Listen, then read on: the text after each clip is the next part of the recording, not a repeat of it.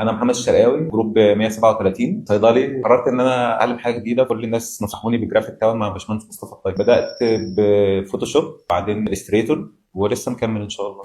والله محتوى اكتر من رائع، يعني المحتوى شامل جدا. الميزه برضو سواء ان هو ابديتد، يعني باشمهندس مصطفى كل ما بينزل تول جديده او ويب سايت جديد بيعرفنا عليه، لان دلوقتي مؤخرا بالذات الاي اي بقى داخل في كل حاجه. حتى باشمهندس مصطفى الطيب دايما يقول لنا ان الاي اي مش هيستبدلكم، هو اللي هيستبدل حد فاهم الاي اي او عارف يوظفه وعارف يستخدمه بحد مش فاهم الاي اي ومش عارف يوظفه. فهو حتى من اول سيشن قال لنا ان الاي اي هيمثل حوالي 30 40% من محتوى الكورس، وفعلا كل مره بيدينا حاجه جديده، لان كل مره بيكون في حاجه جديده نزلت لها علاقه بالاي اي. فالمحتوى اكتر من رائع بصراحه وابديت، فدي حاجه جميله يعني. طريقه شرح الباشمهندس مختلف، بيخش في كل التفاصيل، بيبقى حريص دايما ان كل واحد فينا فاهم، طالع من السيشن فاهم بالظبط وعارف يطبق. هو الميزه في طريقه الشرح ان هي معتمده على التطبيق. يعني باشمهندس مصطفى الطيفه بيدينا التول مثلا في السيشن وبيخلينا نطبق عليها، وبيخلينا نطبق عليها في التاسكات. فهو طالعين من السيشن عارفين نطبق كل تول احترافيه وبشكل ممتاز. وحتى هو ما عندوش مشكله ان هو يعيد الحاجه مره واثنين وثلاثه، ان هو يزود ساعات السيشن او ان هو يزود محاضرات زياده. الموضوع مش مرتبط بانه مثلا يقول لك الفوتوشوب مثلا 10 محاضرات خلاص، لا، هو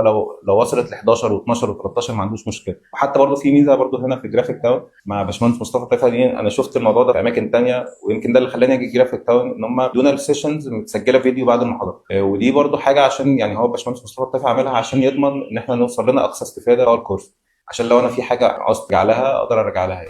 والله كل حاجه هنا بيرفكت. انا اكتر حاجه عجبتني الجو الفريندلي اللي موجود من اول يوم دخلت فيه.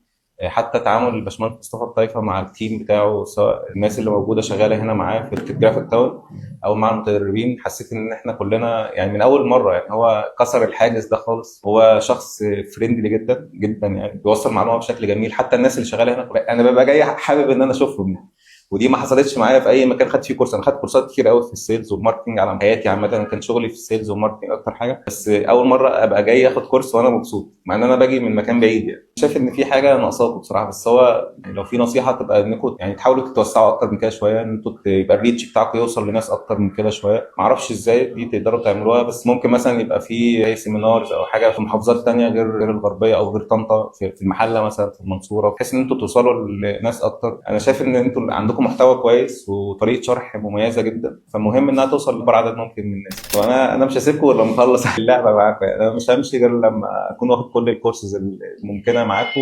انا حتى مكلم باشمهندس مصطفى الطيف ان انا فعلا حابب استفيد من المكان، واستفدت فعلا جدا في الفتره اللي فاتت دي. انا كنت جاي زيرو جرافيك، ما عنديش اي باك جراوند عن الجرافيك، بقيت دلوقتي قادر استخدم التولز كويس قوي في فوتوشوب الستريتور، ونكمل ان شاء الله ان ديزاين وافتر افكت واي حاجه تانية بعد كده، نكمل ان شاء الله.